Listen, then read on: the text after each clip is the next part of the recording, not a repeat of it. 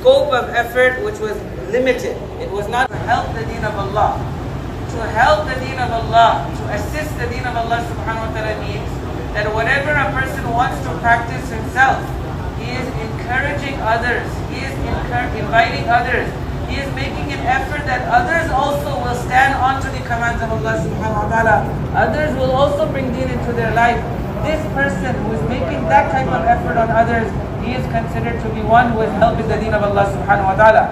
Hazrat is mentioning that Allah ta'ala is saying in Quran, in tansurullaha yansurkum, that if you help Allah subhanahu wa ta'ala's deen, in other words, you are making the effort to bring others onto the deen of Allah subhanahu wa ta'ala, then two promises of Allah subhanahu wa ta'ala. One, that Allah will help you, subhanahu wa ta'ala. Allah will help us. Number two, Allah subhanahu wa ta'ala will keep your feet firm on the deen of Allah subhanahu wa ta'ala. So the fundamental requirement for us to acquire steadfastness on deen is that we must encourage others to practice the deen, and Allah will bless us to be steadfast on the deen ourselves. اس وقت جتنا بھی ارتداد دنیا کے اندر پھیل رہا ہے اور بے دینی کی طرف تیزی کے ساتھ طبیعتیں کھینچی چلی جا رہی ہیں، اس کی سب سے بڑی اور بنیادی وجہ جو غور کرنے سے معلوم ہوتی ہے وہ مسلمان کا اپنے دین کی دعوت نہ دینا ہے. مسلمان کا اپنے دین کی دعوت نہیں دینا. جب مسلمان اپنے دین کی طرف نہیں بلائے گا اور حضور اکرم صلی اللہ علیہ وسلم والے اعمال کی طرف مسلمان کو نہیں بلائے گا تو وہ خود بھی اس پر اس کا باقی رہنا مشکل ہو جائے گا. حضرت فرمایا کرتے تھے دو حال سے انسان خالی نہیں ہے، یا تو اپنے دین کا داعی ہوگا یا ہزار بار اللہ نہ کرے باطل کا مدعو ہو جائے. یا تو اپنے دین کا کیا ہوگا؟ داعی. تو اپنے دین کی دعوت سے اپنے دین کے اوپر استقامت پیدا ہوتی ہے.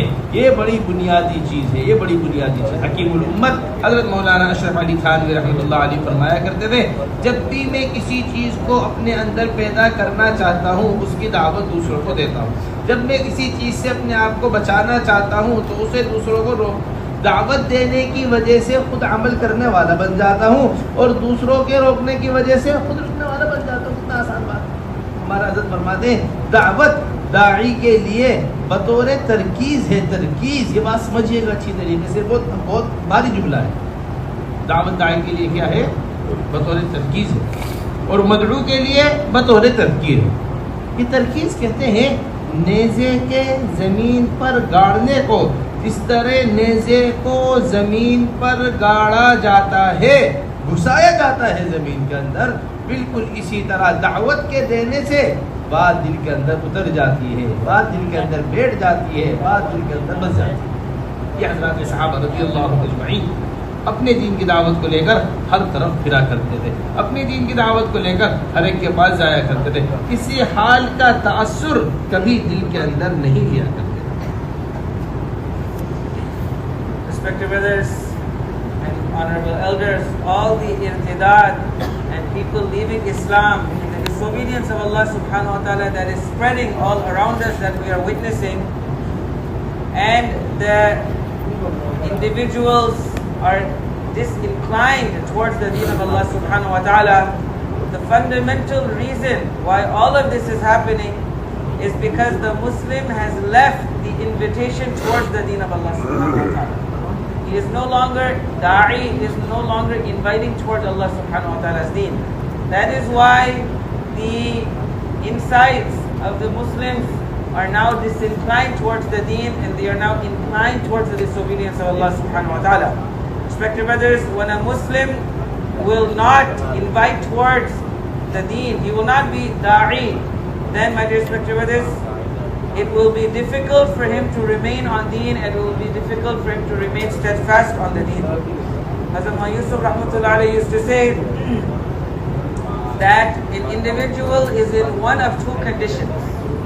He will either be inviting towards his deen, or number two, if he is not inviting towards his deen, then he will be invited by others, and he will be invited by falsehood towards the disobedience of Allah subhanahu wa ta'ala. Allah protect us. So if a person is not inviting towards the deen, then he will be mad'u, he will be invited by the batil. Respected brothers, Hakim ul-Ummah rahimahullah Muhashiraitani rahmatullah alayhi mentions that whenever I intend to bring a beautiful quality, some amal, some good deed into my life, then I invite others towards that good deed, then it comes into my life. And whenever I desire to stay away from a sin, then I stop others from that sin, and I myself am able to stay away from that sin. So when a person encourages others, then that comes into his life first and foremost. Hazrat Damat Barakatuhu mentions that da'wah ilallah for the da'i himself is such that as soon as he invites towards something, then immediately that talk enters into his own heart first and foremost. So through da'wah, the talk enters into the individual's heart who is inviting. And for others, it is just a reminder. Others may be reminded. But for the person who himself is giving da'wah, the advice will be embedded in his heart. It will be instilled in his heart. It will go deep inside of his heart. Just like a person, in Arabic we call it tarkeez. When a person sticks something into the ground firmly, he embeds it into the ground. This is how the invitation will stick into his heart when a person invites. This word tarkeez refers to when a person firmly embeds and firmly instills a spear into the ground so that it doesn't move, it doesn't shake. Just like that, when a person gives da'wah, then the talk that he is giving invitation towards, that talk will firmly go down deep into his own heart, and it will be a means of reminder for others. तीन तबक़ात हज़रत बड़ी अजीब व गरीब बात है वाक़ई है, और बहुत गौर करने की बात, ख़ास तौर से हम पूरे आलम के एतबार से इस बात पर रखें। लेकिन आप हजरात कभी इसे बैठ के तन्हाई में बड़ा गौर करिएगा। ये हज़रत की मौलाना यूसुफ साहब की बड़ी अजीब व गरीब बात है जो इस ज़माने में बहुत ज़्यादा समझ में आती है आलम में चलती। फरमाया करते थे तीन तबक़ात उम्मत के ऐसे हैं, या तीन तबक़ा इंसानियत के ऐसे हैं जिसके ऊपर अंबिया अलैहिस्सलातु वस्सलाम सबसे ज़्यादा मेहनत किया करते हैं, सबसे ज़्यादा मेहनत किया करते हैं। और वो तीन तबक़ात इस वक्त सबसे ज़्यादा बातिल के निशाने के ऊपर, और वो तीन तबक़ात इस वक्त सबसे ज़्यादा मुसलमान की नज़र से ओझल, और वही तीन तबक़ात सबसे ज़्यादा इर्तिदाद के करीब। जी वो गरीब बात इसकी है हज़रत जी मौलाना यूसुफ साहब की बात। और मैं करते थे तीन किस्म के तबक़े हैं दुनिया के अंदर। नंबर एक गुर्बत, नंबर दो फुर्सत, नंबर तीन जहालत। गुर्बत, फुर्सत, जहालत। अंबिया अलैहिस्सलातु वस्सलाम की सबसे पहली मेहनत का मैदान जो हुआ करता था वो गरीब तबका मेहनत का मुस्तकिल मैदान हुआ करता था। आप देखिए उम्मी तौर पर अंबिया अलैहिस्सलातु वस्सलाम गरीबों के दरमियान मेहनत करते हुए मिलेंगे, गरीबों के दरमियान घुसे हुए मिलेंगे, गरीबों के दरमियान अल्लाह के रसूल सल्लल्लाहु अलैहि वसल्लम की दुआ है, ए अल्लाह मेरा रहना मिस्कीनों के दरमियान हो, मेरा हश्र मेरी मौत मिस्कीनों के दरमियान हो, मेरा हश्र मिस्कीन के दरमियान हो। ये अल्लाह के रसूल सल्लल्लाहु अलैहि वसल्लम ऐसी उमूमियत ऐसे अवामी तबके के अंदर रहा करते थे कि आने वाले पहचान नहीं पाएंगे। लेकिन नबी हर नबी के साथ कि कौम बात के कबूल करने में तरज्जुद में इस वास्ते रहा करती थी कि बड़े लोग, इज्जत वाले लोग, कौम के बड़े लोग इनके साथ नहीं है, कौम का गरीब तबका इनके साथ है, और इनके अमूमन आपको मिलेंगे। हमारी निगाह इस वक्त इस हमारी जो बिल्कुल नीचे का तबका है और पिछड़ा हुआ मुसलमान है, इससे हमारी निगाह हटी हुई है, इससे हमारी निगाह क्या है, हटी हुई। नंबर दूसरी चीज हज़रत फरमाया करते थे फुर्सत, फारिग आदमी। फुर्सत सबसे बड़ा अजाब है और फारिग होना सबसे बड़ी फरागत, सबसे बड़ी हलाकत है अगर सही जगह पर ना लग रही हो। अगर कहाँ न लग रही हो, सही जगह पर नहीं लग रही। ये बेफिक्री है। उमर इब्न खत्ताब रज़ियल्लाहु ताला अन्हु का कौल हयातुस सहाबा में हज़रत ने नकल किया है, फरमाया करते थे बेफिक्री से बड़ा कोई गुनाह नहीं है, बेफिक्री से बड़ा अब जिसे फिक्र ही नहीं आखिरत की, जिसे फिक्र ही नहीं जन्नत की, वो क्या आमाल खैर करेगा और वो क्या आमाल शर्म से बचेगा, क्योंकि कोई तबीयत के ऊपर फिक्र ही नहीं है, जैसी ज़िंदगी गुजर रही है चल रही है।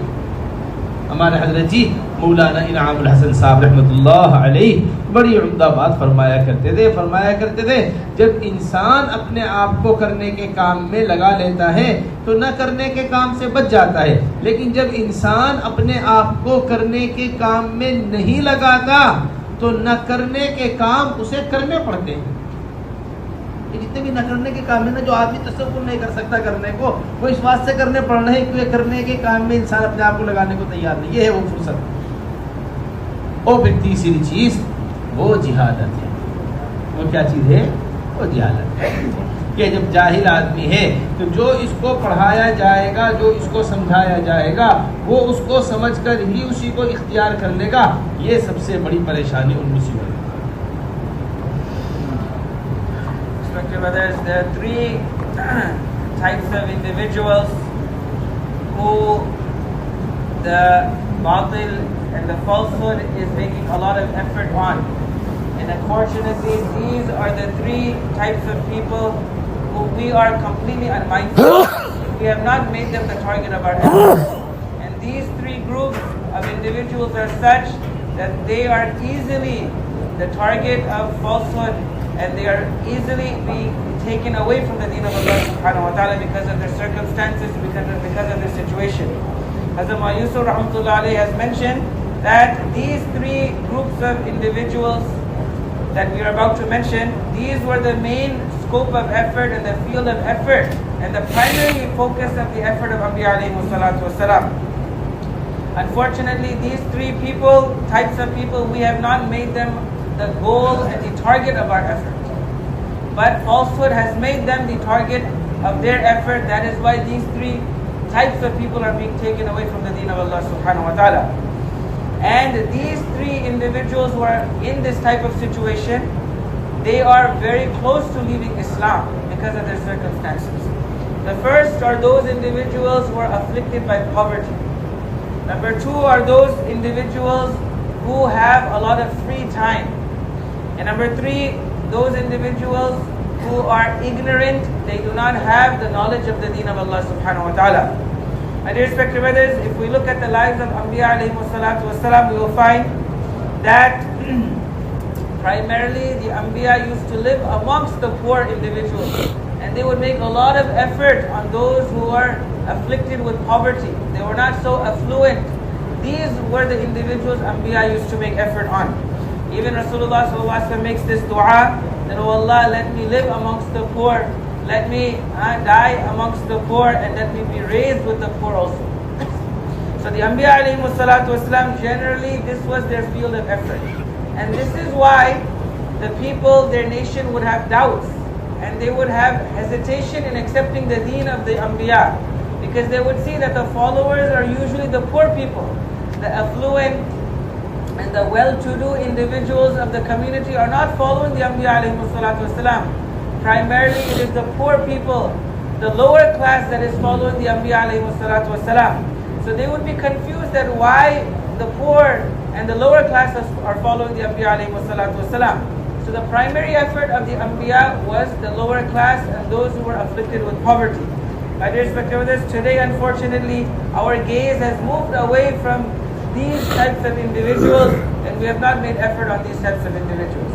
The second are those individuals who have free time, because the greatest punishment and the greatest destruction is free time if it is not used properly. My dear brothers, if a person does not use his free time properly, and this is his greatest destruction, he will be destroyed. Because if the free time is not used where it is supposed to be used, then a person will waste his free time in that which he is not supposed to be doing. In fact, one of the companions of Rasulullah has mentioned that there is no sin greater than being unconcerned. A person who has no concern in his heart of how to use his time, that is the greatest sin. Because when a person has no concern, he doesn't have anything in his mind, he's just wasting his time, then, my dear respected brothers, he will not have any concern of doing good deeds. and he will not have any concern of staying away from the disobedience of Allah subhanahu wa ta'ala. Hazrat Imam al-Hasan Sahab rahmatullahi used to say that if we do not use our free time in doing that which we are supposed to be doing, then our time will be spent on that which we are not supposed to be doing. So, my dear respected brothers, if we don't do what we are supposed to do, then our time will be spent on that which we are not supposed to be doing, and that will lead to our destruction. And the third group of individuals are those who are ignorant. They do not have the education and the ilm of the deen of Allah subhanahu wa ta'ala. My dear respected brothers, whoever will explain to them, then they will go in that direction, because they don't have any knowledge, they are ignorant. So if falsehood explains to them their propaganda, then they will go in that direction. So my dear respected brothers, these are the three groups of humanity who the Anbiya alayhi salatu wasalam used to make their primary field and scope of effort.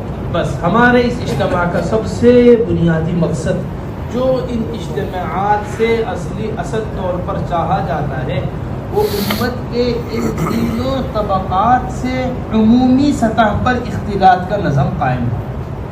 امت کے ان تینوں طبقات سے کیا ہو؟ عمومی سطح پر اس کا نظام قائم ہو.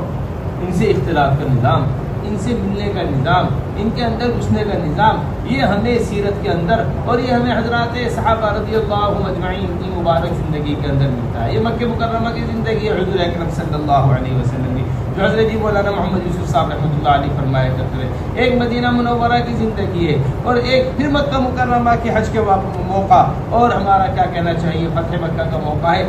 کہیں بھی یہ نہیں ملے گا کہ اللہ کے رسول صلی اللہ علیہ وسلم کی طرز محنت کے اندر کوئی تبدیلی آئی. یہ اصل بہت اہم ترین سمجھنے کی چیز ہے.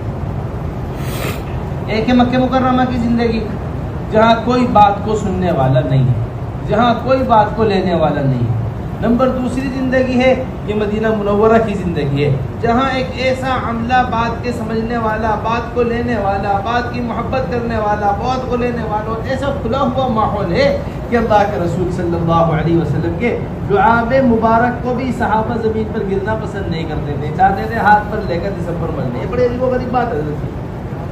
ایک طرف ایسے حالات ہیں مکہ مکرمہ کی، چھپ چھپ کر دعوت دی جا رہی ہے، چھپ چھپ کر نماز پڑھی جا رہی ہے، چھپ چھپ کر بات کو ایک دوسرے تک پہنچایا جا رہا ہے. یہ ایک حالت ہے. اور اس کے بگڑتے بگڑتے بگڑتے حال یہ آ گیا ہے کہ سب تلوار لے کر اللہ کے رسول کے گھر پر جمع ہو گئے کہ نعوذ باللہ آج بات کر دو. یہ ہجرت والی بات. دوسری طرف مدینہ منورہ ہے، لیکن حضرت فرمایا کرتے تھے استقبال نے کام کی ترتیب کو تبدیل نہیں ہوتی. استقبال نے کام کی ترتیب کو تبدیل نہیں ہوتی. جو تڑپ حضرت مولانا، جو تڑپ حضور اکرم صلی اللہ علیہ وسلم کی مکہ مکرمہ کے اندر ایک ایک آدمی کو جا کر دعوت دینا، ہر آدمی کے پاس خود چل کر جانا، یہ جو تڑپ حضور اکرم صلی اللہ علیہ وسلم کی مکہ مکرمہ کے اندر ہے، وہی تڑپ حضور اکرم صلی اللہ علیہ وسلم کی مدینہ منورہ کے اندر. وہی تڑپ کہاں ہے حضور اکرم صلی اللہ علیہ وسلم کی مدینہ منورہ کے اندر. راوی روایت کو نقل کر رہے ہیں مدینہ منورہ کے اندر. کسی کا درجہ حضور اکرم صلی اللہ علیہ وسلم اس سے کم نہیں سمجھا کرتے تھے، خود جا کر اسے دعوت نہ دے. خود جا کر کیا نہ دے؟ خوف کا ماحول ہے. اور ایسا خوف ہے کہ اس خوف نے طفیل بن دوسی کے کان کے اندر روئی گھسوا دی ہے. طفیل بن دوسی انہیں کہتے ہیں مجھے اتنا ڈرایا کہ میری قوم مکہ والوں نے کہا اگر تمہارے کان میں ان کی بات پڑ گئی، نہ تم اپنے بیوی کے رہنے، نہ تم اپنے بچوں کے رہنے، نہ تم اپنے کسی کے رہنے. اتنا خوف مجھے دلایا گیا کہ میں نے کان کے اندر کیا گھسا دی؟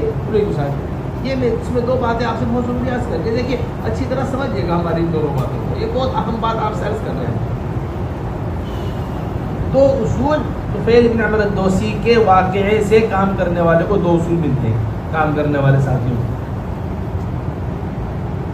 نمبر پہلا اصول یہ ملتا ہے کہ چاہے سامنے والا بات سننا چاہتا ہو، بات کو لینا چاہتا ہو یا بات کو نہ لینا چاہتا ہو، ہمیں ہر ایک تک اپنی بات پہنچانی ہماری ذمہ داری ہے.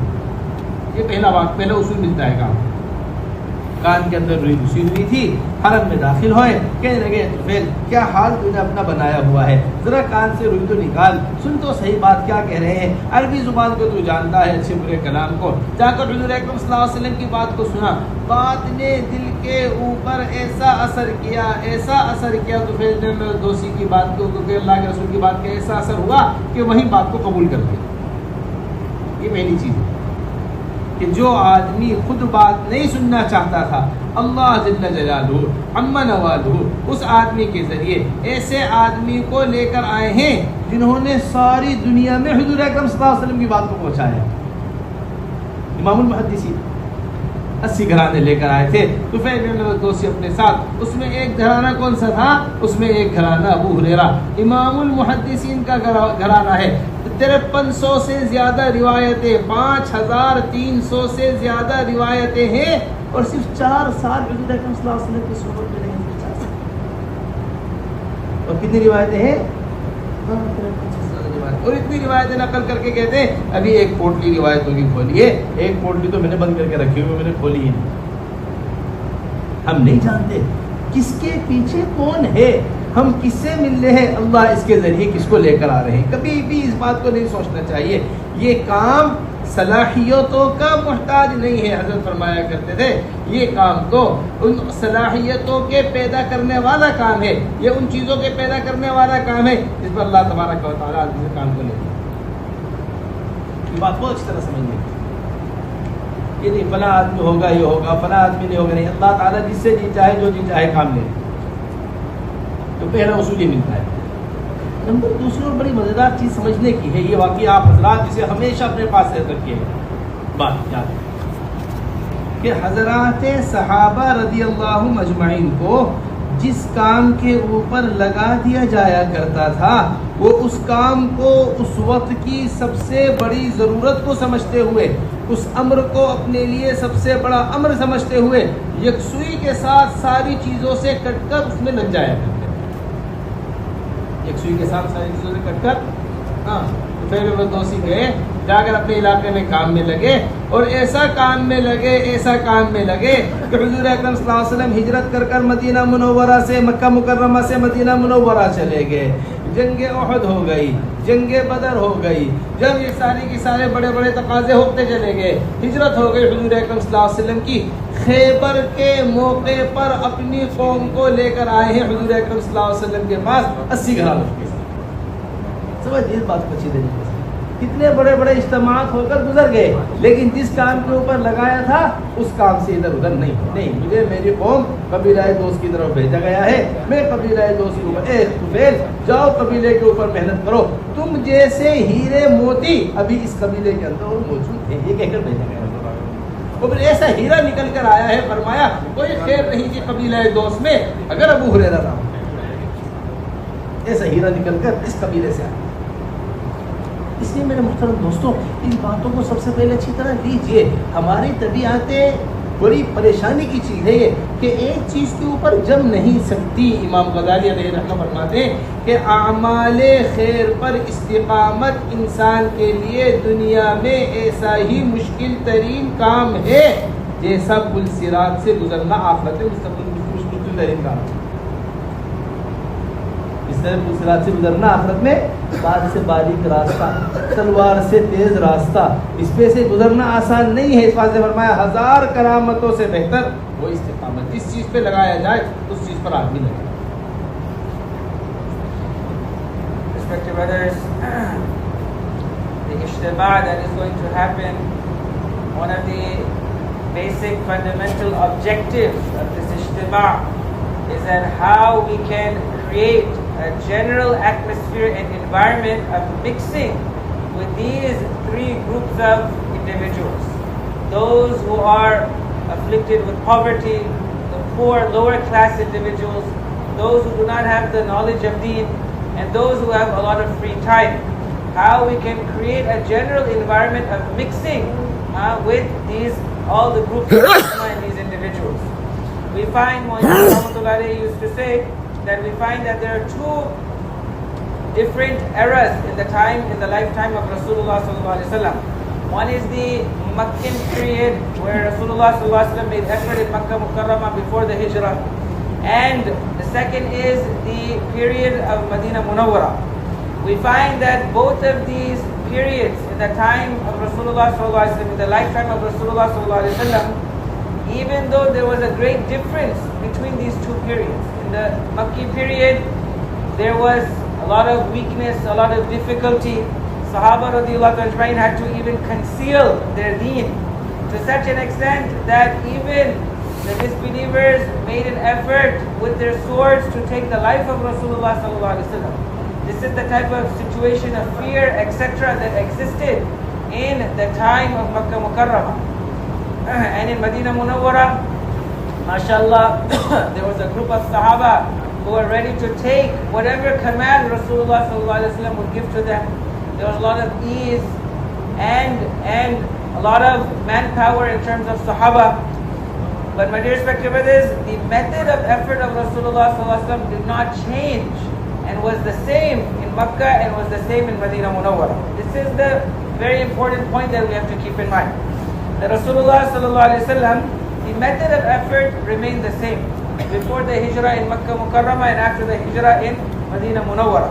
My dear respected brothers, one very important statement Hazrat is mentioning is that when we find that people are now welcoming us and they are welcoming the effort, that should not change the method of our effort. Our method of effort remains the same whether people welcome us, accept us, or they don't welcome us. Both conditions, the method of effort remains the same, and this is what we find in the time of Rasulullah sallallahu alaihi wasallam, that same concern, that same restlessness that Rasulullah sallallahu alaihi wasallam had to guide each and every individual in Makkah Mukarramah, that same restlessness of Rasulullah sallallahu alaihi wasallam existed in Medina Munawwara as well. My dear respected brothers, one incident Hazrat is mentioning is that Rasulullah sallallahu alaihi wasallam never considered the status of any individual to be low, that now he feels that I don't need to go to that individual. In fact, Rasulullah sallallahu alaihi wasallam had the value of every individual, that I must go physically to every individual to give him the da'wah and the invitation of the deen of Allah subhanahu wa ta'ala.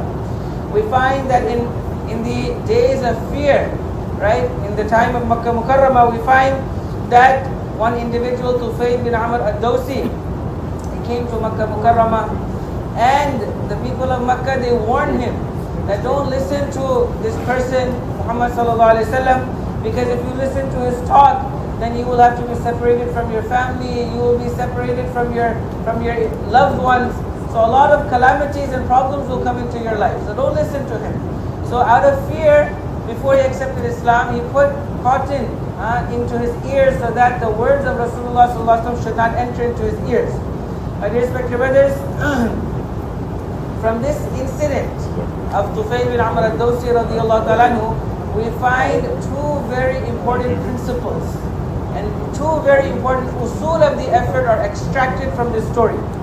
Number one is whether the person in front of us wants to listen or doesn't want to listen.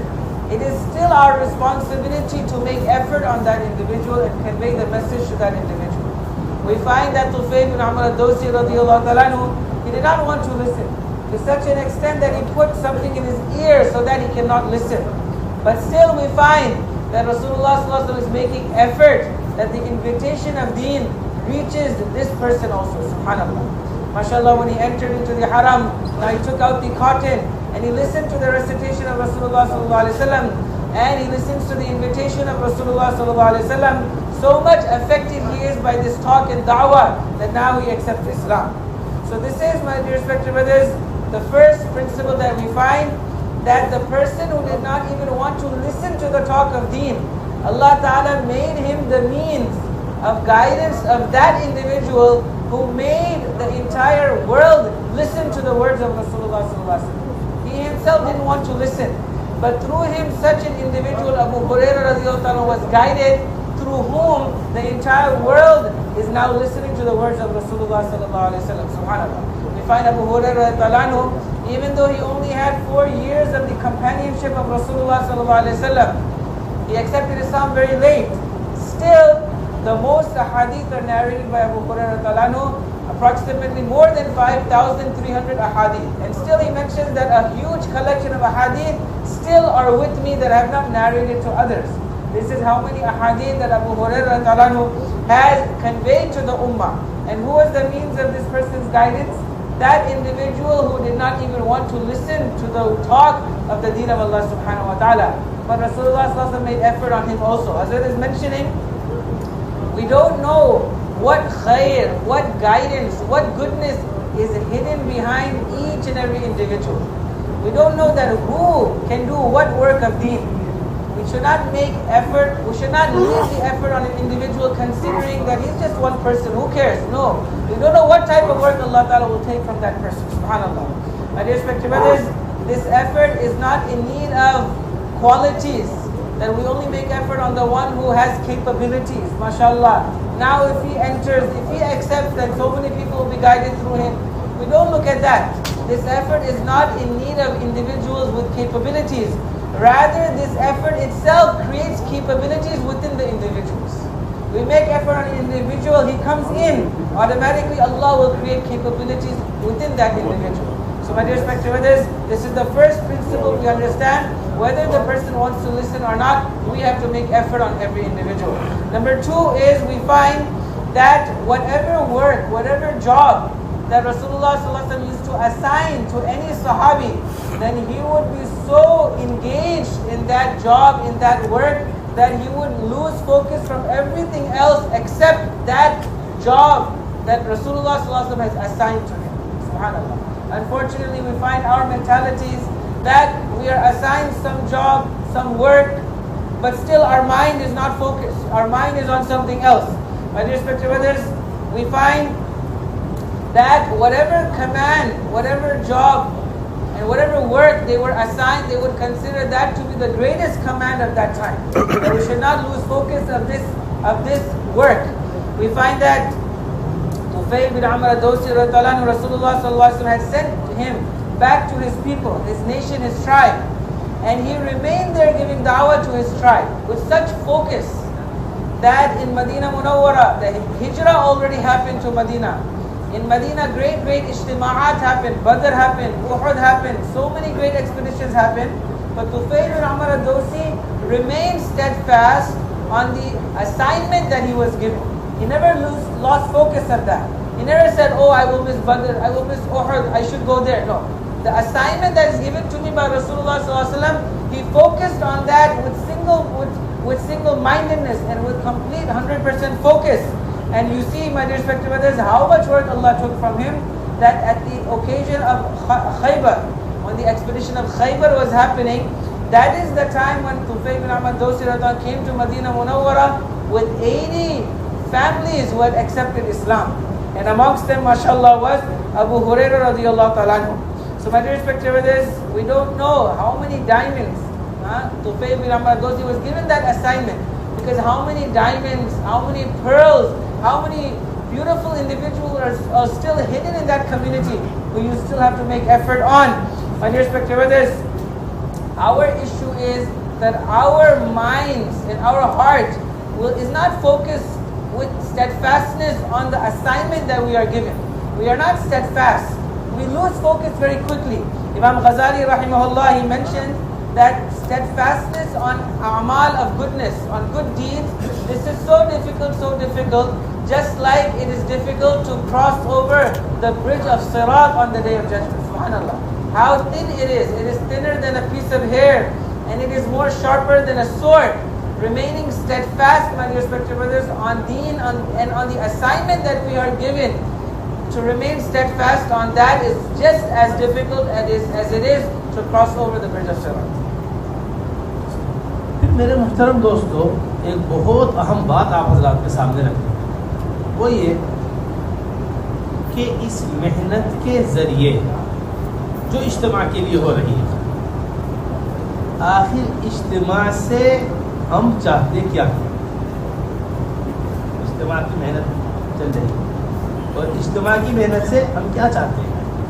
ये सबसे अहम सवाल है कि इज्तिमा से हुज़ूर अकरम सल्लल्लाहु अलैहि वसल्लम अपने हज़रात सहाबा रज़ियल्लाहु मजमईन के کیا جذبات بنوایا کرتے تھے. یہ بہت سمجھنے کی چیز ہے. حضور اکرم صلی اللہ علیہ وسلم کے ہاں ان اجتماعات اور اس محنت کا جو جذبہ ہوا کرتا تھا وہ ہدایت ہوا کرتا تھا. وہ کیا ہوا کرتی تھی؟ ہدایت. سمجھیے گا ہماری بات کو بہت اچھی طرح سمجھیے. خیبر کا قلعہ فتح نہیں ہو رہا ہے، اور یہ خیبر کا قلعہ وہ قلعہ ہے جہاں سے مدینہ منورہ کے خلاف ہر وہ سازش ہوا کرتی ہے. کہیں مدینے کے کہیں منافقین کو تیار کیا جا رہا ہے نقصان پہنچانے کے واسطے، کہیں مکے والوں کو تیار کر رہے ہیں بیٹھ کر حملے کے واسطے. سازشوں کا اڈا تھا یہ، سازشوں کا اڈا یہ خیبر کا قلعہ. ابھی فتح نہیں ہو رہا. اللہ کے رسول صلی اللہ علیہ وسلم نے علی بن ابی طالب رضی اللہ تعالیٰ عنہ کو بھیجا، جاؤ جا کر خیبر کو فتح کرو. ابھی علی رضی اللہ تعالیٰ عنہ خیبر کی طرف رخ کیے ہوئے کھڑے ہیں اور حضور اکرم صلی اللہ علیہ وسلم سے اس خیبر کی فتح کے لیے ہدایت دے رہے ہیں. یا رسول اللہ کیا کروں میں ان کے واسطے، کیا کروں میں اس قلعہ کو فتح کروں. یہ دیکھیے اس جذبے کی اس وقت ہر کام کرنے والے کو ضرورت ہے.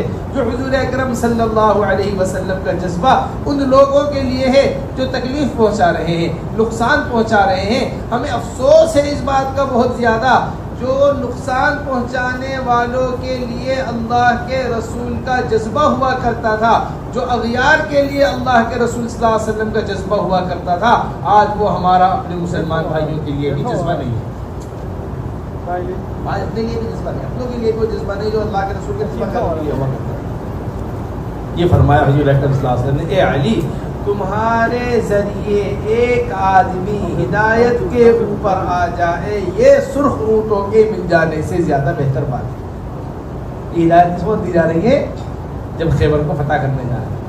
اس واسطے میرے محترم دوستو بڑی عجیب بات ہے. ہمارا حضرت یہ فرماتے ہیں کہ ہم میدان دعوت میں بھی انفرادی دعوت کا اہتمام نہیں کرتے، اور حضرات صحابہ رضی اللہ مجمعین جہاں جان کے نقصان کا خطرہ ہوا کرتا تھا وہاں بھی انفرادی دعوت کا اہتمام کیا کرتے تھے. میدان ہے، ایک طرف جراجہ رضی اللہ تعالیٰ عنہ، ایک طرف خالد بن ولید رضی اللہ تعالیٰ عنہ. ایسے مل گئے دونوں کے گھوڑے، دونوں اپنے فوج کے سپاہ سالار. یہاں بھی جذبہ ہے، یہاں بھی جذبہ. اے خالد، اے جراجہ، اگر تم نجات کا کلمہ پڑھ لیتے تو کتنا اچھا ہوتا. کیا ہے کیا دیکھیں تو صحیح، ایک طرف میدان میں نجات کے کلمے کی دعوت، ایک طرف کشتی میں نجات کے کلمے کی دعوت. وہ بھی بھاگ رہے، یہ بھی بھاگ رہے.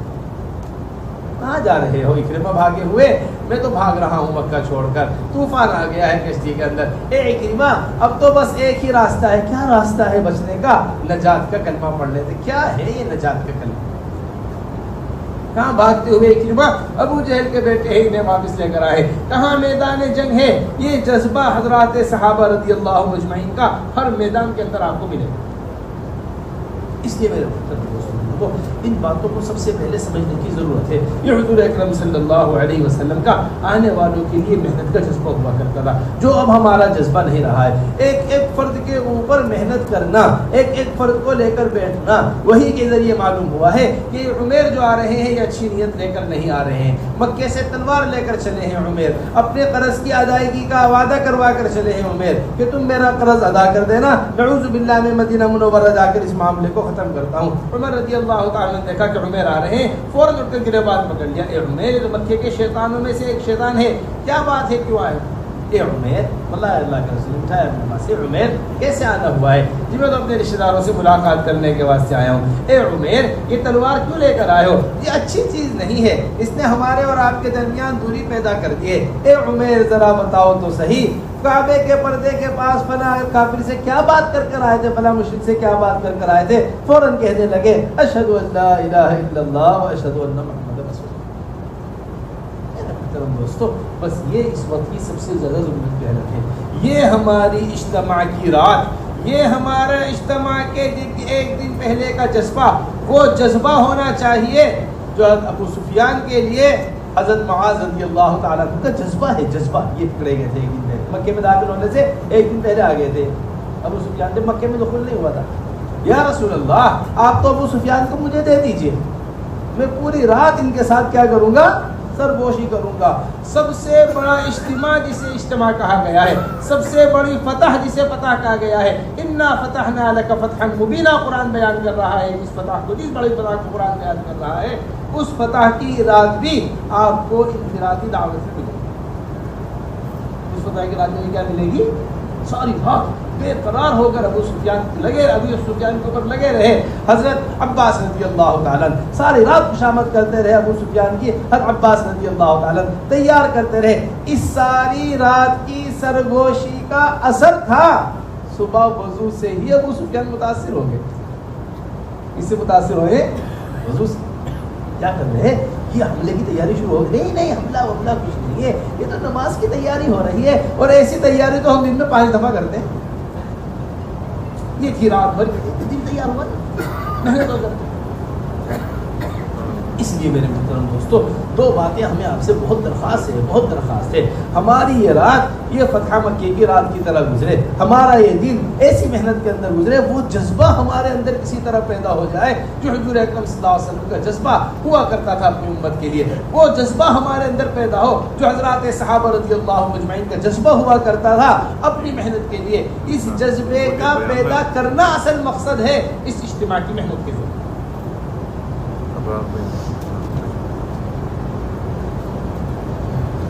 Brothers, the most important question that we have to ask ourselves today is that Rasulullah sallallahu alaihi wasallam, what was the objective and what was the purpose of this ijtima? What was the objective and the purpose of the ijtima'at and the gatherings of Rasulullah sallallahu alaihi wasallam?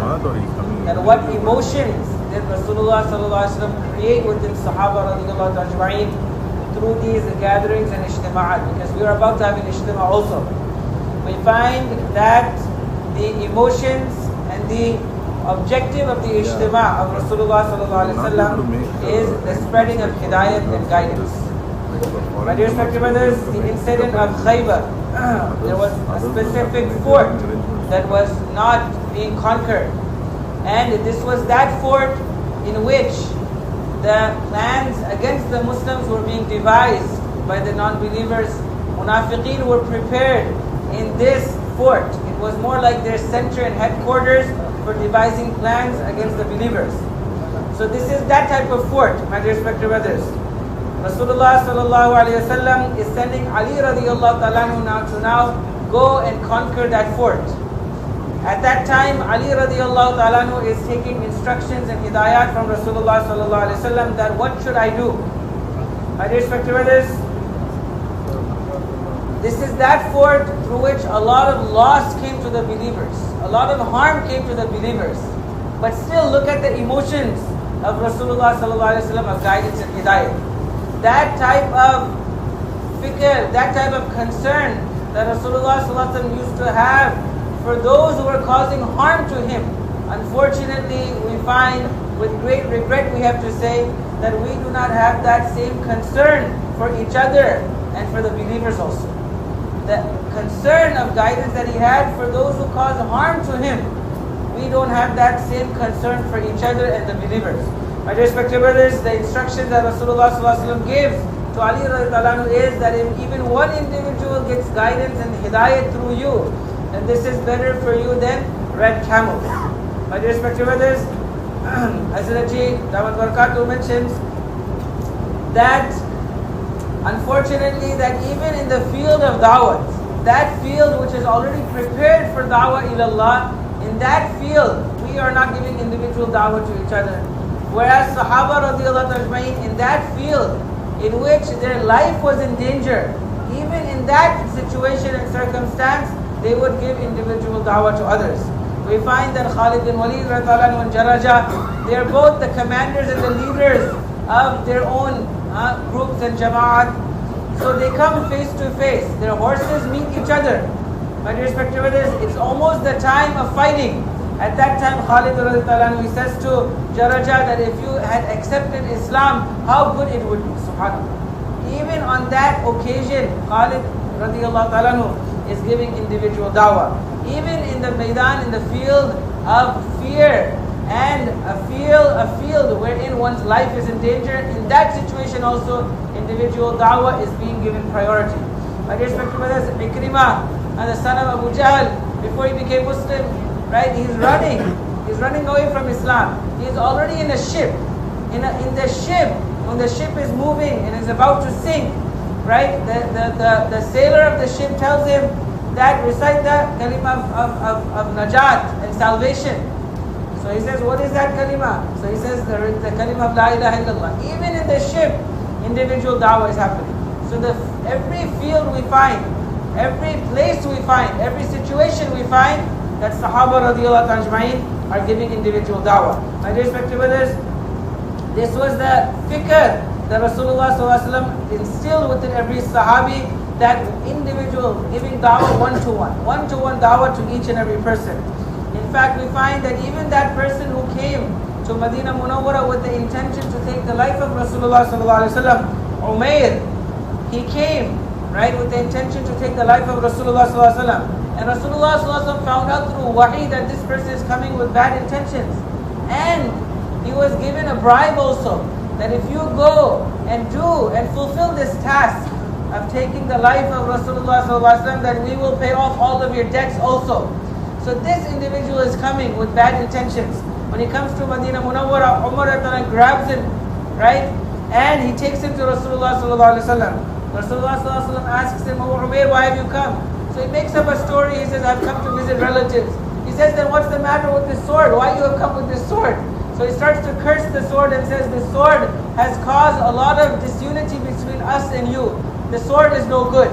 Then Rasulullah sallallahu alaihi wasallam asks him that what was the conversation that you had in Makkah before you came to us, between yourself and that mushrik over there who was ready to take over and fulfill your debts? Nobody was there to hear that conversation. Immediately when he hears this, he recites the kalima, Ashhadu an la ilaha illallah, and he becomes Muslim. I respect your this. This was the fikr, this was the concern for every individual, and this was the individual da'wah that was carried out in every field, in every situation. We find that the night before the greatest ijtema, we find a Fath Makkah. The night that preceded that conquest of Makkah, we find that Abbas radiallahu ta'ala, what jazba, what fikr and what concern he had. He came to Rasulullah sallallahu alaihi wasallam, he says, "Ya Rasulullah, just give me the opportunity to spend the night giving individual da'wah with Abu Sufyan. Let me spend the night in explaining to him." The entire night before Fath Makkah, the night of Fath Makkah, my dear respected brothers, Abbas is talking, is preparing, is explaining to Abu Sufyan this night, this conquest, the greatest ijtema, which Allah Ta'ala refers to as Fath Mubina, the open victory, the greatest victory, subhanallah.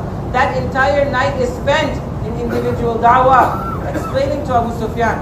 The next morning he sees the believers are making wudu. Because of the da'wah that he has already been given, his heart has become so soft, so inclined towards the deen, that just the wudu of the Sahaba causes him to accept Islam, subhanallah. And this is such an action that is carried out by the believers 5 times a day. Just seeing the Muslims prepared for salah, that caused Abu Sufyan, mashallah, to accept Islam. He was affected. So my dear respected brothers, this is the request I have for all of the brothers. 2 requests. Number 1 is that Ijtema is happening tomorrow. Tonight, let's make tonight like the night that preceded Fath Makkah, subhanallah. Spending that night in fikr, in concern, in individual da'wah, subhanallah. And also today, which is the last day before the Ijtema, my dear respected brothers, let's spend this day with the same emotions and the same concern of individual da'wah and hidayat that Rasulullah sallallahu alaihi wasallam spent in every situation, every circumstance, and every field. फिर मेरे मुहतरम दोस्तों, ये वक्त अब बड़ा कीमती वक्त है. जैसा होता है ना, खेत के उग जाने के बाद कटाई का वक्त आता है. अब ये कटाई हमारे यहाँ सबसे कीमती वक्त समझा जाता है. काश्तकार के लिए वो कटाई का वक्त समझा जाता है. एक अरसे तक ज़मीन पर हल चलाया है, ज़मीन के ऊपर दाना डाला है, ज़मीन के ऊपर पानी डाला है, ज़मीन में से अब दाना उगकर सामने आया है. अब ये एक खेत आंखों के सामने, एक लंबे अरसे की मेहनत, 2 साल की आप हजरात की मेहनत, 1 साल की मेहनत, अब ये कटाई का वक्त आ चुका है, उठाई का वक्त आया. یہ وقت جب آتا ہے نا تو ایسے وقت میں ہمارے یہاں مشہور ہے کھانا کھانا پسند نہیں کرتا کاشتکار، بیوی بچوں کی طرف جانا پسند نہیں کرتا کاشتکار، ساری چیزوں سے نگاہ ہٹا کر اس بات کی کوشش کرتا ہے میں ایک ایک دانہ اپنے کھیت سے کیسے اٹھا کر لے کر جائیں، میں ایک ایک دانہ اپنے کھیت سے کیسے اٹھا کر لے کر، ایک محنت کر کر اللہ نے قلوب نرم کیے ہیں، ایک میدان تیار ہوا ہے۔ اب جب میدان تیار ہو جاتا ہے شیطان کی سب سے بڑی کوشش یہ ہوتی ہے کہ یہ بڑی خیر آنے والی ہے، اب کسی ایسی چیز کی طرف پھیر دو ان کے اذہان کو اور ایسی چیز کی طرف الجھا دو ان کے ذہنوں کو کہ اس آنے والی خیر کو کسی بھی طرح کم کر دیا جائے۔ یہ ہوتی ہے کوشش شیطان کی۔ بڑے زبردست قول صاحب مشکات میں باب الوساوس لکھا ہے، اس کے اندر ایک بڑی زبردست بات لکھی ہے شیطان کے حملے کیسے ہوتے ہیں۔ سب سے پہلے شیطان جو حملہ کرتا ہے وہ کفر کا حملہ کرتا ہے۔ ایک شارح نے لکھا ہے کیا کرتا ہے؟ کفر کا حملہ۔ کفر کے حملے میں کامیابی نہیں ملتی، اگلا حملہ کرتا ہے بدعت کا حملہ۔ بدعت کے حملے میں کامیابی نہیں ملتی، تیسرا حملہ کرتا ہے کبائر کا حملہ۔ کبائر کے حملے میں بھی کامیابی اگر نہ ملے تو چوتھا حملہ کرتا ہے صغائر کا حملہ۔ صغائر کے حملے میں بھی کامیابی نہ ملے، اب پانچواں حملہ کرتا ہے اشتغال بالمباحات کا حملہ۔ اشتغال بالمباحات، اشتغال بالمباحات یعنی ایسے مباح کاموں میں سامنے والے کو مشغول کر دینا کہ وہ عبادت سے محروم ہو جائے، یہ اشتغال بالمباحات۔ جب وہ اشتغال بالمباحات میں بھی کامیابی نہیں ملتی تو چھٹا حملہ کوشش کرتا ہے، لگتا ہے اعلیٰ سے ادنا پر لے کر آنے، اعلیٰ سے ادنا پر۔ اسی طرح یہ جو اعلیٰ کام ہونا جا رہا ہے، یہ اعلیٰ کام پائے تکمیل کو نہ پہنچے، کسی اس سے ادنے کام کے اندر الجھا کر اس اعلیٰ کام سے آدمی کو محروم کر دے گا۔ اس لیے میرے محترم دوستو اس وقت بہت سے تقاضے ہمارے سامنے ہیں۔ اجتماع کا تیار کرنے کا تقاضا، آنے والوں کے مہمان کا، آنے والے مہمانوں کے ٹھہرانے کا تقاضا، آنے والی صفحہ کا تقاضا، سارے تقاضوں کے اوپر ہمارے ساتھی استعمال ہو، لیکن ان سارے انتظامات پر استعمال ہونے کا وہ فکر ہمارے اوپر غالب ہو جو حضرات صحابہ رضی اللہ مجمعین کے اوپر غالب ہوا کرتا تھا۔ کس کے اوپر غالب ہوا کرتا تھا؟ صحابہ۔ وہ کسی بھی میدان میں ہوا کرتے تھے، دعوت کو، عبادت کو، ہر چیز کے اوپر مقدم رکھا کرتے تھے۔ کبھی ان کے یہاں انتظامات ایک لمحے کے لیے بھی عبادات یا دعوت کے اوپر مقدم نہیں ہوتے۔ اس کے لیے ہماری ذمہ داری یہ ہے کہ خوب انفرادی دعوت کا ماحول، اس مجمع کو وصول کرنا ہے۔ حضرت فرمایا کرتے تھے داعی کے مجاہدے کی اللہ کے یہاں ایک مطلوبہ سطح ہے، جب داعی کا مجاہدہ عند اللہ اس مطلوبہ سطح تک پہنچ جاتا ہے اللہ ہدایت کے فیصلے فرماتے ہیں۔ اب ہمیں نہیں پتا وہ مطلوبہ سطح عند اللہ کیا ہے، آدمی بہت قریب جا کر ہمت ہار جاتا ہے، بہت قریب جا کر کیا ہو جاتا ہے، یہ ہوا دعوت دیتے رہے حضور اکرم صلی اللہ علیہ وسلم کم کے احسان کو، یہاں تک کہ عمر بن خطاب رضی اللہ تعالیٰ جو برداشت نہیں ہوا۔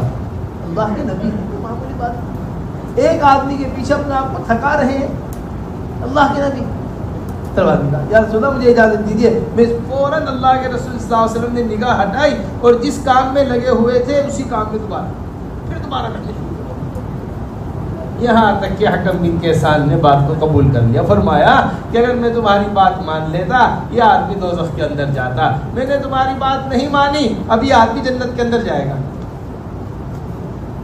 یہ بات ہے، راوی روایت کے اندر اسے بڑے اہتمام سے کہتے ہیں مجھے نہیں معلوم کہ اللہ کے رسول صلی اللہ علیہ وسلم اتنی بار اگر میرے پاس نہ آتے تو شاید مجھے یہ ہدایت نہیں۔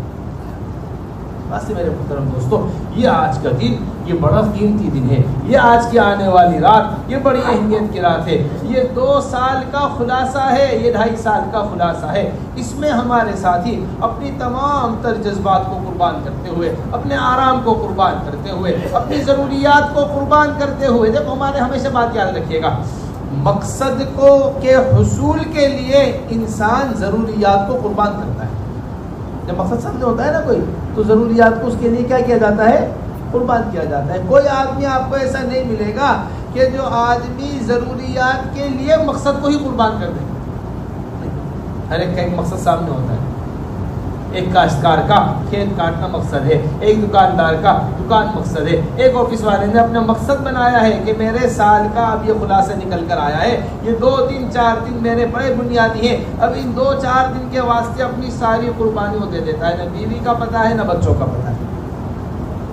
इसलिए मेरे दोस्तों, आज के दिन ख़ास तौर से जितने हमारी अतराफ़ की मस्जिदें इज्तिमा गाह के करीब की मस्जिदें हैं, हमारे जितने करीब के इलाके हमारे साथियों को मेहनत के लिए दिए गए, खुद आए हुए मेहमान भी हमारे हुए तैयार हुए हैं, हमारा पूरा दिन इनसे इनफरादी दावत लगाने पे, इनको बार बार लेकर बैठने पर, इनको तश्कील करने पर, इनको आमादा करने पर हमारा पूरा दिन इस तरह गुजरे जैसे हमने अभी आप हज़रात से दरख्वास्त की थी कि हुज़ूर अकरम सल्लल्लाहु अलैहि वसल्लम की रातें जैसे अल्लाह के रास्ते में गुजरा करती थी, जैसे फिर हुज़ूर अकरम सल्लल्लाहु अलैहि वसल्लम के अल्लाह के रास्ते। Respected brothers, this time that we have, the few moments that we have remaining, these are very valuable moments that we have. This is the time to harvest the crops. MashaAllah, you brothers have been making effort for, MashaAllah, 2.5 years for this ijtima. Now is the time to harvest the crops and the fruits of your efforts, subhanAllah. In fact, this is the most important time for the farmer, that now he has made effort, MashaAllah. When the time of harvesting comes, now he doesn't even like to eat food. He doesn't even like to spend time with his family because he's focused on harvesting the crops, that he should not even leave even a single crop unharvested. My dear respected brothers, now the field is prepared. You have been making efforts for so many years, just like the farmer. He says he put the seeds in the ground, and then he put the water, and then he saw that the seeds are coming out, and now he sees that the crops are prepared. After so much effort, now he has to just go and harvest the crops. This is his focus now. He loses focus from everything else. My dear respected brothers, we have prepared the ground, we have made efforts for so many years. Now is the time, mashallah, to make effort just to harvest the crops. Right now, my dear respected brothers, shaitan will make his effort. He will make an effort that our focus should move away so that the benefit should decrease. Because this is the time to harvest. This is the time to get full benefit of our efforts. This is the time where shaitan will try to move our focus away so that we cannot maximize the benefit. In a chapter of how the shaitan whispers into the hearts of humans, one of the commentators of hadith has mentioned that there are 6 different ways shaitan whispers into the heart of a person. Number 1 is he whispers the thoughts of kufr. He attacks him to do kufr. And if that effort is unsuccessful, then he whispers a person to do bid'ah, to do innovation. And if that also is unsuccessful, the human being does not respond to that, then he tries to take him towards a major sin. And if still he does not go towards major sin, then he tries to engage him in a minor sin. Number 4. And if still this person does not engage in minor sin, then shaitan will try to engage him in permissible things to such an extent that he will not have any time for the ibadat and the obedience of Allah subhanahu wa ta'ala. And if still he is not engaged in permissible things, then shaitan makes his final effort to make him go from a superior action to an inferior action. That from the superior, he moves down to the inferior. My dear respected brothers, this is the time where we want to get full benefit of the effort that we have made. Now shaitan will make full effort that we should not maximize our benefit. My dear respected brothers, all the demands and the taqazas that we have now, so many taqazas. We have to prepare the place of ijtima. We have to take care of the guests that are coming. We have to take care of the intizami umur also. No doubt we have to engage in fulfilling these demands. But my respected brothers, over all of these taqazas and demands, the greatest priority we should give is to the demand and the taqaza of ibadah and da'wah. Da'wah and ibadah, the worship of Allah and individual invitation to others, this has to always be given priority.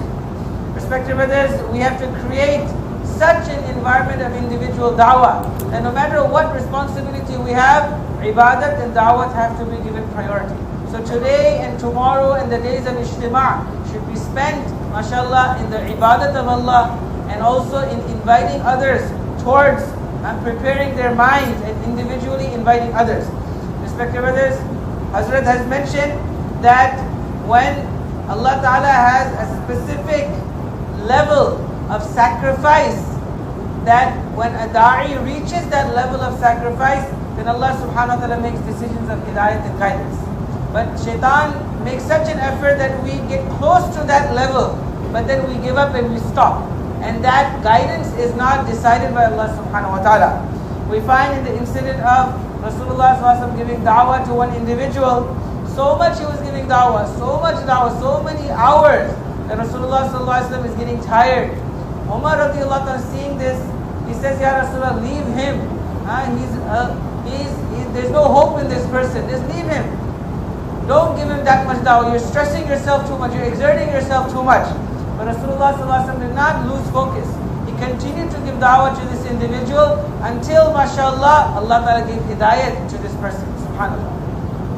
So there is a level of sacrifice that Allah wants each individual to reach. We don't know where that level is. So we have to continue making effort, continue giving individual da'wah, my dear respected brothers, until Allah Subhanahu wa Ta'ala makes the decision of hidayah. Then Rasulullah said to Umar, if I had listened to you, then this man would have gone into the fire of Jahannam. But I did not listen to you, now this person, mashallah, will go into Jannah. My dear respected brothers, these few days of ijtima', this is the gist and this is the summary of our 2.5 years of effort. Always we find that the objective is always given priority, and the needs are sacrificed for the objective. We don't see that the objective is sacrificed for the needs and the necessities. We find that a person who's a businessman, his shop, his store, that's his objective. So he will sacrifice his eating time, he will sacrifice his family time for the objective, which is his job. Likewise, the farmer, the field and the crop, that is his objective. So he will sacrifice his needs and requirements, his food, his family time, for the purpose and the objective. Likewise, my dear respected brothers, this is the time that we have to focus on our objective and our purpose. All the effort that we have made for 2.5 years, this is the time to harvest. This is the time to take full benefit of that. This is why my humble request to all of you is that all of the masajid that are close by and all the guests that are coming, our days of ijtima', mashallah, and our day today also should be spent in, mashallah, sitting down with each and every person of the masajid, neighboring masajid, and the brothers who are coming as guests to the ijtima', those who will be participating in the ijtima', give them individual da'wah and work on each and every individual to prepare their minds, my dear respected brothers. We want to make our days like the days of Rasulullah sallallahu alaihi wasallam, and we want to make our nights like the nights of Rasulullah sallallahu alaihi wasallam. फिर मेरे मुहतरम दोस्तों बुजुर्गों, ये सबसे अहम तरीन बात है जो आप हजरात के सामने रखी जा रही है। आप हजरात अल्लाह का फजल एक लंबे अरसे से इज्तिमा की मेहनत में लगे हुए हैं, लेकिन इज्तिमा की मेहनत अब ख़त्म नहीं हुई, अब तो इज्तिमा की मेहनत शुरू हुई। अब इज्तिमा की मेहनत क्या हुई है? एक बड़ा मजमा आ रहा है, और एक बड़ा मजमा आपकी मेहनत से, अल्लाह तबारक व तआला के फजल व करम से मैदान में एक अपने इलाकों से चलकर मैदान की तरफ आ रहा है। मेहमान को बुलाकर अब उसको खाना खिलाने की फिक्र होती है। शादी पर मेहमान को बुलाया है तो फिक्र किस चीज़ की है? खाना खिलाने की। नहीं सब जगह दावत देकर आगे खाना खाना है और खाना तैयार नहीं किया। बताइए क्या कहेंगे दावत? सबको तैयार कर कर लेकर आए हैं, अल्लाह के रास्ते में निकलना है और हम खुद निकलने को तैयार ना हो। सबको तैयार कर कर लाए किस पे? तो हजरात सहाबा रज़ियल्लाहु मजमईन के यहाँ मिलता है कि एक तकाजे से फारिग होकर दूसरा तकाजा आने पर हजरात सहाबा रज़ियल्लाहु मजमईन फौरन दूसरे तकाजे के लिए तैयार हो जाया करते थे। ये ना करते नहीं, हमें एक तकाजे से फारिग हुआ नहीं हुआ, नहीं हमके फारिग हो चुके थे। یہ ایسا تھکا دینے والا تقاضا تھا خیبر و خندق کا تقاضا. اس میں حضرات صحابہ رضی اللہ اجمعین سخت ترین حالات سے گزرے ہیں, سخت ترین خوف سے گزرے ہیں, سخت ترین. قرآن بیان کرتا ہے ایسا وقت تھا کہ تمہارے کلیجے کہاں آ گئے تھے, تمہارے منہ کو آ گئے. ایسا خوف کا عالم, ایسی پریشانی, ایسے حالات. مدینہ منورہ کا محاصرہ کیا, یہ سب کچھ ہوا. اب جب اس خیبر کے خندق کے تقاضے سے حضرات صحابہ رضی اللہ اجمعین فارغ ہو کر مدینہ منورہ کے اندر داخل ہوئے, فرماتے تھے ابھی ہم اپنے ہتھیار اتار ہی رہے تھے کہ ہم واپسی کی تیاری کر ہی رہے تھے کہ اتنے میں جبرائیل علیہ السلام محمد صلی اللہ علیہ وسلم, ابھی فرشتوں نے ہتھیار نہیں اتارے, آپ نے اتار دیے. نہیں, چلیے اگلا تقاضا آ گیا. کیا تقاضا آ گیا؟ خیبر پر چلنا ہے. کہاں چلنا ہے؟ خیبر پر چلنا ہے. او معاف کریے گا, اس پر بنو قریظہ پر جانا ہے. بنو قریظہ پر چلنا ہے. یہاں خندق سے واپسی ہوئی اور فوراً ہی روانگی ہو گئی بنو قریظہ کے جا کر عصر کی نماز بنو قریظہ میں پڑھنی ہے.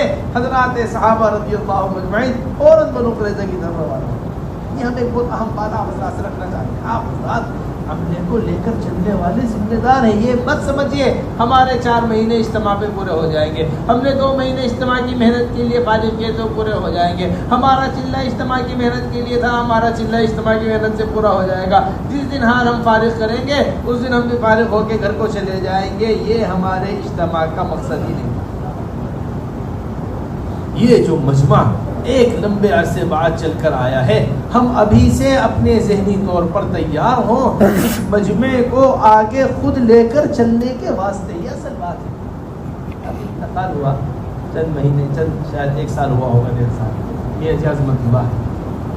میوات جو ہے ہمارا ان کے ساتھ میوات میں چلہ لگا ہے. میوات میں کیا لگا ہے؟ ان کے ساتھ خروج ہوا. تو جب ہم سال لگا رہے ہیں تو بڑے واقعات سنایا کرتے تھے حضرت مولانا یوسف صاحب نے. تو ایک بڑی مزے کی بات سنایا کرتے تھے, وہ آج ہمارا جی چاہتا ہے آپ کے سامنے نقل کریں. فرمایا کرتے تھے مجھے یاد نہیں کہ کتنی مرتبہ میرے ساتھ ایسا ہوا ہے کہ میں اللہ کے راستے میں 4 ماہ لگا کر واپس آیا کرتا. واپس آ کر جو حضرت سے واپسی کا مسافہ کیا کرتا تھا وہ واپسی کا مسافہ ہی روانگی کا مسافہ بن جایا کرتا. واپسی کا مسافہ کیا بن جایا کرتا تھا؟ حضرت اللہ جماعت تیار بیٹھی ہوئی ہے, بس اس جماعت کو لے کے دوبارہ نکل جاؤ اللہ کے راستے.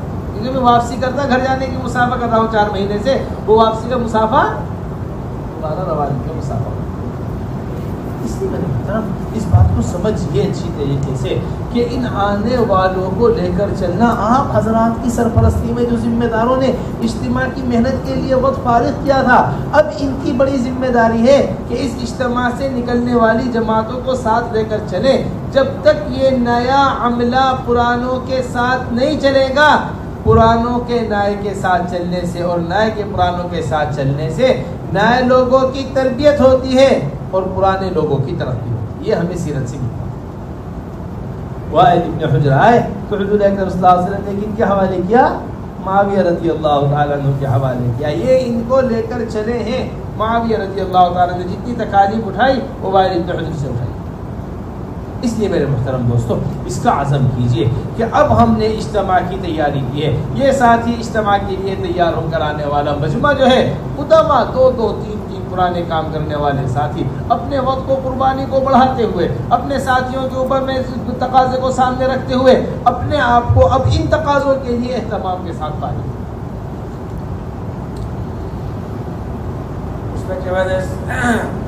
A very important point I would like to mention is that we have been preparing for the Ijtima for a very long time, for a few years now. A lot of effort has been made to prepare the brothers, to bring the brothers so that the brothers can do khuruj from the Ijtima. My dear respected brothers, do not think that now when the Ijtima is over, that now the Ijtima is done. Rather, my dear respected brothers, the effort of Ijtima is just starting now. This is now when the effort of Ijtima is starting. Because now all the brothers that you have made effort on now will be proceeding towards the Ijtima. Everybody is coming. We have been making effort for 2 years, 2.5 years. All those brothers are now coming to the Ijtima. Hazrat is giving an example that we invite someone for a meal at our house. or for a walima invitation, and we do not prepare the food for them, they come, but we didn't prepare for them, imagine how that is. So when a guest comes, then we make preparations for that guest also. Respected brothers, we have prepared all the brothers to come to the ijtema and do khuruj from the ijtema. But if we ourselves are not going in the path of Allah from the ijtema to take them in the path of Allah with us, then we have invited them, but we are not prepared for them, my respected brothers. Therefore, we find in the lives of Sahaba radiallahu anhu that their very distinguished quality was that as soon as they would fulfill one task, immediately they would move to the next task. As soon as they would finish one amal, immediately they would move on to the next amal. They would not say, we are done, now it's time to relax. No, there's no time to relax. They would continuously engage themselves in amal. Respected brothers, the expedition of Khandaq, as Allah Ta'ala describes Himself in Quran, it was a situation of fear to such an extent that the hearts had reached the throats also. That the disbelievers had surrounded Medina Munawwara. Subhanallah, what a situation it was. And how much Sahaba became tired, hunger, etc. after this expedition. Now finally when they finished with this expedition of Khandaq, now they had finished and now they had taken off their weapons. At that time, Jibreel alayhi salam comes and says that you are taking off your weapons and putting down your weapons, but we Malaika have not taken off our armor and weapons. Now is the time to proceed towards Banu Qurayza. There's another taqaza, there's another demand, there's another task that you have to fulfill. Imagine how tired Sahaba were, how exhausted they were. But as soon as they received this new task, a new amal, a new demand, immediately they got up and they proceeded. That now we have to go and perform Asr Salah over there. SubhanAllah. This is how quick and immediately they responded to the new taqaza and the new demand. Respected brothers, you have prepared the amla, the brothers to come. Now these new brothers who are coming to the ijtema, they need old workers to take them with them in the path of Allah subhanahu wa ta'ala. Do not have this mindset that we have freed 2 months before the ijtema to prepare for the ijtema. We have done our job. As ijtema is over, now our khuruj is over. Ijtema is done, our time is done, we are going home now. That mindset should not be there. That we have spared 4 months before the ijtema to prepare for the ijtema, to prepare brothers for the ijtema. Now the ijtema is over, my time is over. Ijtema is done, I'm going home also. And irrespective of this majma that is coming to the ijtema, the mindset that we should have is, we have finished one task. Now the new task is to take them with us and proceed with them in the path of Allah subhanahu wa ta'ala. And irrespective of this, Hazrat is mentioning that I had the opportunity to spend 40 days with one of our great senior elders who passed away approximately 1 year ago, Miyaji Azmatullah Rahmatullah alayh. So I had an opportunity, Hazrat is mentioning, to spend 40 days with him in Mewat while Hazrat was spending his saal in the path of Allah subhanahu wa ta'ala. So he says, MashaAllah, Miyaji Azmatullah Rahmatullah alayh spent a lot of time with MAULANA Yousuf Rahmatullah alayh. So I would have the opportunity to hear a lot of incidents that took place with Hazrat MAULANA Yousuf Rahmatullah alayh. So one time Miyaji Azmatullah Rahmatullah alayh narrated to me that many times it occurred in my life, many times, that I would come back from 4 months khuruj. And I want the brothers to hear this with a lot of focus. I desire to share this with the brothers. That many times I would come back after 4 months in the path of Allah, and I would shake Hazrat MAULANA Yousuf's hands, that now I have come back. And that same musafaha, shaking of the hands for coming back, would be the musafaha for now proceeding in the path of Allah subhanahu wa ta'ala. That MAULANA Yousuf Rahmatullah would say that you have just come back from 4 months, but now this new majma is ready to go in the path of Allah. Take them out with you for 4 months in the path of Allah subhanahu wa ta'ala. So many times it happened that I just came back from 4 months and then I would be sent in the path of Allah ta'ala for 4 months. My dear respected brothers, these new brothers that are coming to the ijtema, they need the supervision of the old workers to take them in the path of Allah subhanahu wa ta'ala until the new workers and the old workers do not mix together. My dear respected brothers, when the old workers and the new workers will mix and spend time together in khuruj, then the tarbiyah of the new workers will take place, and the old workers, they will progress. When you mix with the new workers, then you will start to progress. The old workers will progress. This is what we find in Sirah, that Wa'il bin Hujr radiallahu ta'ala, he was a new Muslim. Rasulullah sallallahu alaihi wasallam attached him with Muawiyah radiallahu ta'ala, who was an old Muslim. And Muawiyah radiallahu ta'ala had to bear a lot of hardships, taking care of Wa'il. But through that, Allah ta'ala had given a lot of progress and advancement to Muawiyah radiallahu ta'ala. Therefore, my dear respected brothers, all of the brothers should make this azam, should make this intention, that inshallah, we will free our time after the ijtema also and take the new workers with us in the path of Allah ta'ala. بس یہ سب سے اہم ترین تقاضا ہمارا ہے. دیکھیے میرے محترم, کتنی بھی ہماری مشغولی ہو, یہ کتنے بھی ہمارے اس وقت تقاضے ہوں, اس وقت کی بنیادی چیز یہی ہے کہ جس وقت تقاضا ہے ہم فوراً تیار ہو نکلنے کے واسطے. اذا استنفرتم فانفروا, جب تمہیں نکلنے کو کہا جایا کرے فوراً اللہ کے راستے میں نکل جایا کرو. حضرات صحابہ رضی اللہ اجمعین اس میں اپنے انتظامات کبھی نہیں دیکھا کرتے تھے. غزوہ ذات الرقاع میں چپل کا انتظام نہیں ہے, سواری کا انتظام نہیں ہے, پیدل چلنے کی وجہ سے پیروں کے ناخن ٹوٹ گئے. یہ بات سمجھ جائے گا, ہمارے بہت اہم بات آپ فرض کر رہے ہیں, اس وقت بہت پرموقع بات ہے. ہم اس وقت اپنا انتظام دیکھو بھائی, ہم 2 مہینے سے دکان بند کیے ہوئے ہیں, ہم 1.5 مہینے سے آفس سے چھٹی لیے ہوئے ہیں, ہم 3 مہینے سے فلاں کام سے فارغ ہوئے ہیں, ہم 4 مہینے سے اپنی بیوی بچوں سے دور ہیں. میرے محترم دوستو بزرگوں, اس قربانی کی اس وقت تھوڑی سی اور ضرورت ہے. یہ نکلنے والی جماعتیں جو ہمارے تقاضوں کے اوپر جا رہی ہیں, یہ نکلنے والی جماعتیں جو حلقوں کے اندر چل رہی, اگر پرانا کام کرنے والا عملہ انہیں مل جاتا ہے, ان کی تربیت, ان کے وقت کی گزاری, ان کا یعنی جو محنت کر کر چیز کو حاصل کیا گیا ہے, اسے ایک اگلا رخ صحیح کام کرنے کا قائم ہو جائے, صحیح کام کرنے کا. حضرات صحابہ رضی اللہ اجمعین کبھی بھی نکلنے میں اپنی ذاتی چیزوں کو نہیں دیکھا کرتے تھے دین کے مقابلے کے واسطے. دین کے مقابلے میں کبھی بھی ذاتی چیزوں کو مقدم نہیں کیا کرتے. کسی بھی قسم کا موقع نہیں ہے نکلنے کا. جب حضرات صحابہ رضی اللہ اجمعین نکلے, لیکن ان سارے انتظامات کو قربان کرتے ہوئے اللہ کے راستے میں نکلے. کھجوریں تیار ہیں درخت کے اوپر, تبوک کے موقع پر کھجوروں کو چھوڑ کر نکلے. کڑاکے کی سردی ہے, کڑاکے کی سردی خندق کے موقع پر, اس میں حضرات صحابہ رضی اللہ اجمعین نکلے ہیں. سخت ترین گرمی ہے تبوک کے موقع پر, اس میں حضرات صحابہ رضی اللہ اجمعین نکلے ہیں. سخت ترین خوف کا موقع ہے, پریشانی کا موقع ہے. اس وقت موقع ہی نہیں ہے عقلی طور پر نکلنے کا. حضور اکرم صلی اللہ علیہ وسلم اس وقت دنیا سے رخصت ہوئے, پردہ فرمایا. اس حال میں حضرات صحابہ نکلے. بس میرے دوستو, تھوڑی سی قربانی کو بڑھاتے ہوئے اس واسطے ہمارا پورا مجمع عزم کر لے اس بات پر, اجتماع گاہ سے فارغ ہو کر گھروں کو نہیں جانا ہے, اجتماع گاہ سے فارغ ہو کر جماعتوں کو لے کر جانا ہے. This is a very great need of the time, that no matter how busy we are, how occupied we are, we find that immediately Sahaba radiyallahu ajma'in, no matter how occupied they would immediately respond to the taqaza. They would immediately respond to the demand. إِذَا اسْتُنْفِرْتُمْ فَانْفِرُوا. The command of Rasulullah sallallahu alaihi wasallam is that whenever you are commanded to proceed in the path of Allah subhanahu wa ta'ala, you must respond to that command and proceed out in the path of Allah subhanahu wa ta'ala.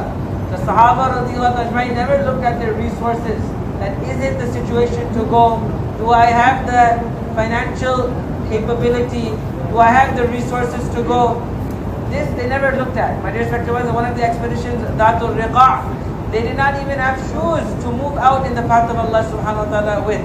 To such an extent that even their nails, the toenails, were breaking off. To that extent, because they did not have shoes to move in the path of Allah subhanahu wa ta'ala. So my dear respected brothers, they never looked at their circumstances, situation, the resources. When the command came, immediately they would stand up and respond to the command. And that is what we have to do also. That when the taqaza is presented, we have to stand up to that taqaza. My dear respected brothers, for the last 2 months, we should not think that for the last 2 months my store was closed, right? My job was stopped. For 4 months, I did not see my family. Now, after the ijtema, now I need to go back to my work and go to my family. Rather, my respected brothers, it is necessary right now, the demand of the time, is that we increase the sacrifice just a little bit more. We increase the sacrifice just a little bit more. Because the individuals that are coming, the new brothers that are coming through our efforts, when they will go out in the path of Allah and we will go out with them and we will mix with them, the old workers will mix with them, mashallah, the tarbiyah of the new brothers will be made and the effort of the new brothers will go in the right direction.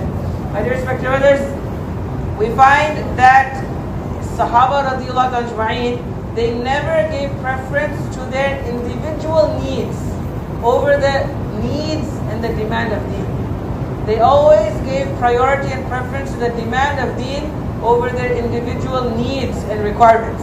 We find that even in the expedition of Tabuk, when they were in need of the dates that were ready to be harvested, my dear respected brothers, at that time also, the Sahaba immediately proceeded in the path of Allah subhanahu wa ta'ala. They did not look at the circumstance and the situation.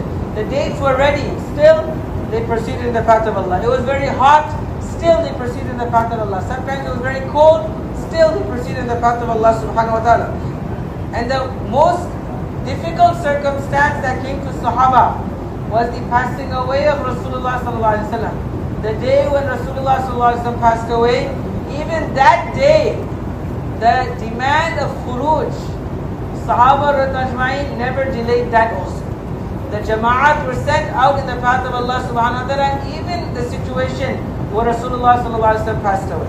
So therefore, honorable brothers, the request and the need is that all of you make this determined intention, this azam, that inshallah, as the ijtema finishes, we will not go home. Rather, all of us will proceed in the path of Allah subhanahu wa ta'ala once the ijtema is concluded. खुसूसन हमारे वो हज़रात जो मुस्तकिल तौर पर खिदमत में लगे हुए हैं, अल्लाह तबारक व तआला इन हज़रात की खिदमत को बेहद कबूल फरमाए। हदीस शरीफ के अंदर आता है, मन जहाज़ा गाज़ियन फहुव फी सबीलिल्लाह, जो आदमी अल्लाह के रास्ते में निकलने वाले के लिए सामान सफ़र भी तैयार करता है, अल्लाह निकलने वालों के बराबर अजर देते हैं। ये बहुत बड़ी बात है खिदमत का करना। लेकिन इसी के साथ साथ हम इस बात को दोबारा एहतमाम से कहेंगे कि हम सिर्फ इंतज़ाम की खिदमत को ना देखें। हमने खाना खिला दिया, हमारी जिम्मेदारी पूरी हो गई। हमने पानी पिला दिया, हमारी जिम्मेदारी पूरी हो गई। हमने पिंडाल का इंतज़ाम कर दिया, हमारी जिम्मेदारी पूरी हो गई। ये खिदमत की जिम्मेदारी हमारे पास आई थी ना मेरे मुहतरम दोस्तों, बल्कि इनको जिन मकासद के लिए बुलाया गया है उस मकसद में कामयाबी असल ये है। हमारा हज़रत फरमाते हैं, मन कान युमिनु बिल्लाहि वल यौमिल आखिर फलयुकरिम दैफहु। ये इकराम जो है अपने दैफ का, जो कहा अल्लाह पर आखिरत पर ईमान रखता है, इस दैफ ये इकराम ये है कि जिस मकसद को लेकर मेहमान आया है हम उसको उस मकसद में पूरी तरह कामयाब बनाए, उसका असल इकराम है। इसकी मिसाल देते हैं, एक आदमी भूखा आपके दरवाजे पर आता है, उसे सख्त तरीन भूख है, 2 रोटी की ज़रूरत है, हम उसे कपड़ा देकर वापस कर दें, हमने उसका इकराम नहीं किया। एक आदमी बरहना जिस्म आया है, इसे फ़ौरन कपड़ा चाहिए, इतना छोटा कपड़ा ज़रूरत है जिससे अपने जिस्म को छुपा ले, हम उसे खाना खिलाकर वापस कर दें, हमने आने वाले का मकसद पूरा नहीं किया। आने वाले को उसके मकसद में पूरा कर देना उसका इकराम है। आने वाले का जो मकसद है उसे पूरा कर देना। इस बात मेरे दोस्तों, इस बात को समझिए कि आने वालों का जो मकसद है, अगर हम उनके साथ उनको उस मकसद में पूरा करते हैं तो ये आने वालों का सबसे बड़ा इकराम है। Specifically, my dear respected brothers, those brothers who, mashallah, who have been involved in the khidmat of the ijtema, making preparations, arrangements, they have been preparing the food, they are, mashallah, preparing the ijtema place. Allah Ta'ala will reward them immensely for that. My dear respected brothers, the reward is huge. In hadith it is mentioned, the one who prepares one going out in the path of Allah subhanahu wa ta'ala, then he will receive the same reward as the one who has proceeded in the path of Allah subhanahu wa ta'ala. However, I want to reiterate that just being satisfied with the efforts of making the arrangements for the ijtema, that mashallah I fed the guests, I gave water to the guests, I prepared the place of ijtema, I organized that, that should not be, we should not be satisfied with just that. But rather, my dear respected brothers, we should think that those guests who have come, what objective have they come with? Because to fulfill the objective of those who have come, whatever need they have come with, whatever purpose they have come with, to fulfill that purpose,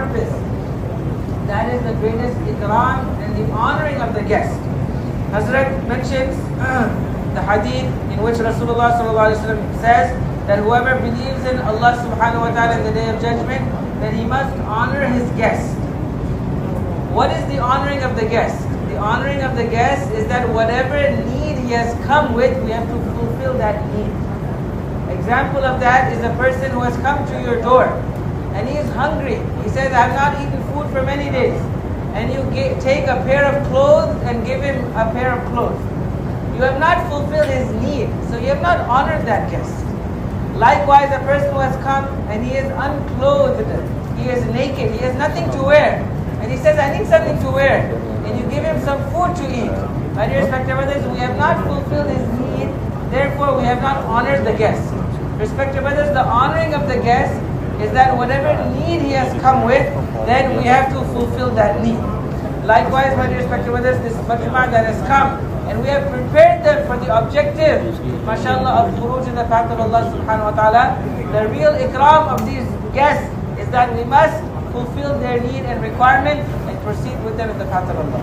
तैयार है सब इंशाअल्लाह इसके लिए। Is everybody ready for this? अब खड़े होकर बताएं कि यहाँ से 4-4 महीने के लिए जमातों को लेकर आगे चलने के लिए इंशाअल्लाह कौन कौन तैयार है, कौन कौन है, बल्कि हमारा तो ये चाहता है कौन कौन तैयार नहीं, सब आज़म करे